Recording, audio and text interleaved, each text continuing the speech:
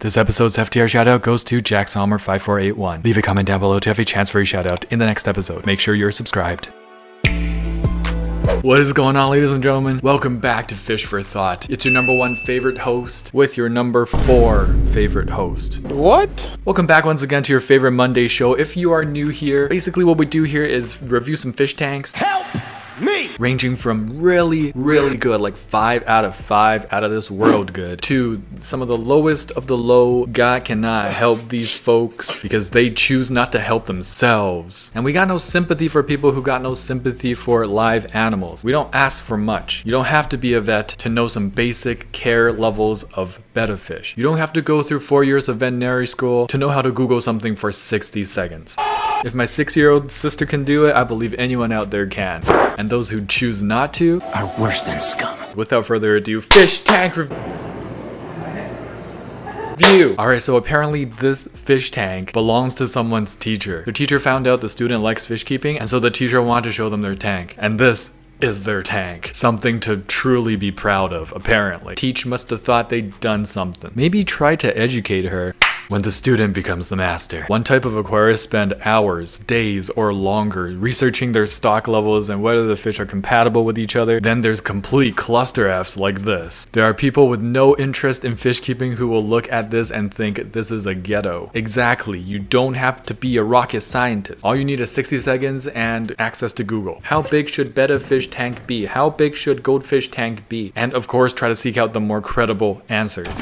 The only thing this teacher is teaching you is distrust everything they say. Yeah, I can't imagine if I had a teacher who showed me this, especially if it's like my biology teacher. What can I allow myself to believe in that comes from this teacher's mouth? But this is not all, folks. It gets worse. She said there is also a ranchu in there. What the F? Also, did you reply back to your teacher after she sent you this video? Yes, and I told her to upgrade it, but she said it's very big. What's very big? The empty space that is in your head? I just wonder, how did this person get to be in a position to teach someone else something? That's beyond me. Good news, guys. I finally persuaded her to get a bigger tank and she said yes. Let's go! Rapashi, this is what we've been waiting for. This was about. And before the bigger tank is like 1 gallon bigger. Yo guys, before we move on, we gotta thank the sponsors of this video, you guys, for smashing that like button. Slap like now. And perhaps checking out my Patreon for that Discord access to the fish keeping Discord. Thank you for your support. This tank is sent in by... Well, that was scary. This tank is sent in by Kyle Singer. It's a 54-gallon corner tank. They're trying to go for a natural river scape with 5 Amazon puffers and any snails that manage to survive them. So probably 0 snails. What a beautiful tank. It is definitely reminiscent of a river bottom. It's got that blackwater tannin feel. Very little plants, but they are still existent with some vallis, some little epiphytic plants here and there. And of course the wood contrasted with the rockscape with the roots from the plants growing up top. This is the blackwater river biotope done right. Although I would love to see some of those puffers. I think I do see 1 or 2 here and there. It's such a great size of a tank for 5 Amazon puffers. The stocking is perfect. 4.85 out of 5. Really high score. Keep it up. Which Loach are you gonna get? Welcome to the Cobatoidea genus. Here we have most popular, the clown Loach. Snail deleter. I love that name. It's a yo-yo Loach. Also, fun fact, or just a fun little detail, the yo-yo Loach pattern tells you what kind of Loach it is. Literally going yo yo yo. Most underrated, the zebra Loach.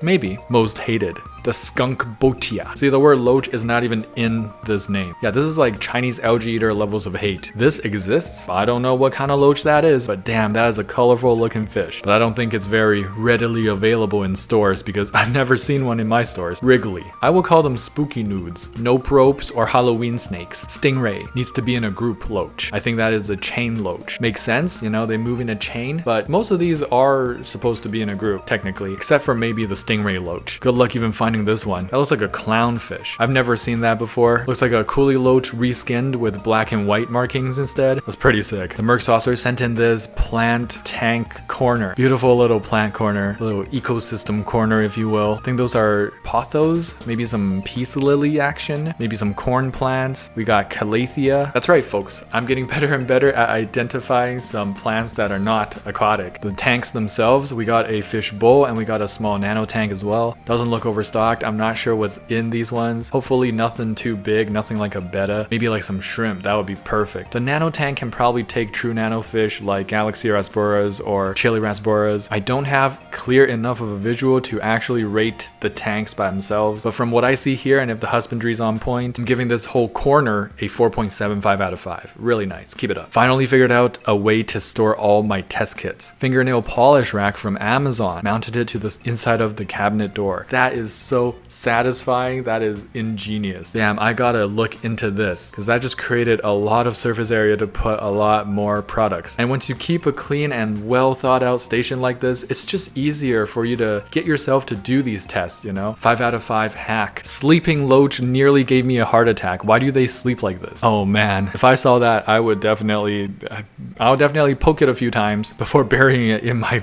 backyard. Don't pretend too hard, Loaches. You don't want to stick around to find out. If we really think you're dead, you might actually end up dead, is all I'm saying. Early on in FTR, I think it was like episode 3 or 4 or something, that early, we did have the starter of the FTRB, these Loaches that would pretend to be dead all the time, and the owners would get furious about it. Why are they so mischievous? They are just some silly babies with a singular life goal of giving their owners a daily heart attack. My Loach's favorite sleeping position is floating upside down on the top of the tank. A heart attack every time.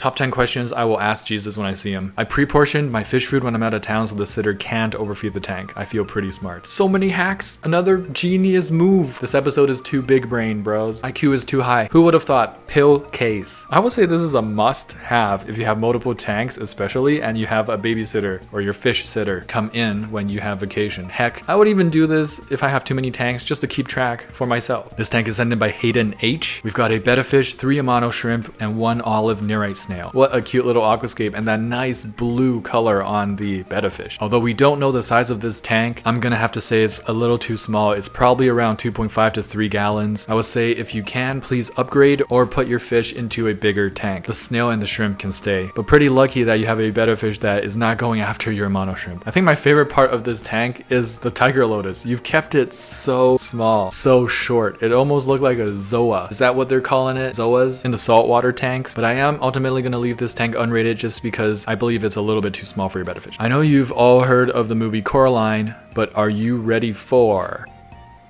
I got it. Coraline. Nice one. Honestly, took me a hot second. Bro, this is made to educate kids. This is part of the school's biodiversity corridor. Sounds amazing. Kind of looks pretty good too. There must be some good information in there. Here, students can view different types of animals up close. Why would you choose goldfish? Biodiversity, and you choose a fish that does the exact opposite? If you introduce goldfish to an ecosystem that it can take over, and trust me, it can take over a lot of ecosystems. They eat everything. They reproduce like crazy. You know what that all means? That means it creates monocultures and it destroys biodiversity. So why is it an example in your biodiversity corner? It's also way harder to keep goldfish than just some live bearers, some guppies. You can even mix and match live bearers. You'll have biodiversity in one tank. 0 out of 5. It's so frustrating, but if I pull any more of my hair out, I will be bald. So I will leave it up to you, Corey Gang Fish fam, to pull your hair out. So maybe you can be bald with me, I don't know. Galaxy Mew sent in their 10-gallon betta fish tank. It's got some hair algae issues, but it's also got some cherry shrimp, which is cute. It's also very well planted. Hair algae is just unfortunate, and I wish it did not exist. Number 1 thing I wish did not exist, fish abuse.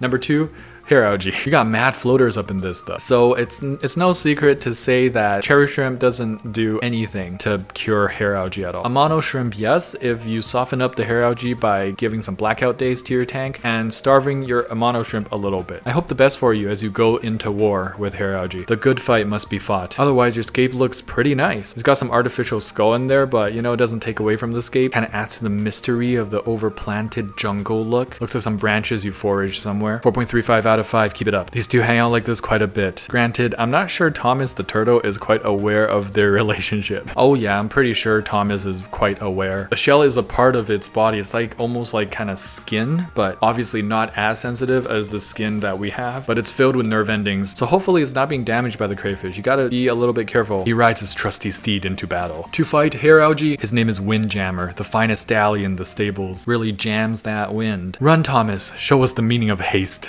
These are 5 5 out of 5 comments, I gotta say. Water changes be like, Mom, can we have gym? No, there's gym at home. Gym at home. Nah, for real. Nowadays, I go to the gym just so I can be water change ready. I remember back in the day when I worked for a local fish store that had like upwards of 40 fish tanks. I would change all of them during like one of my shifts, and my back would hurt for like days after that. Probably not the best job. That's like some intensive labor right there. And I still don't have the muscles to show for it. What up with that? Where's my muscles? Decided to make a minimalist planted tank. How'd I do? Fish in a drop of water on the lotus leaf. Hashtag biology. That's it. Minimalism has gone too far. It's a cool photo, don't get me wrong. I guess it's okay for a photo shoot, but hope it didn't last too long because the sunlight refracting in this little bit of a droplet, I can tell is heating up that water real quick. What the f is going on here? You need to give your domesticated waiting ghosts larger death pools.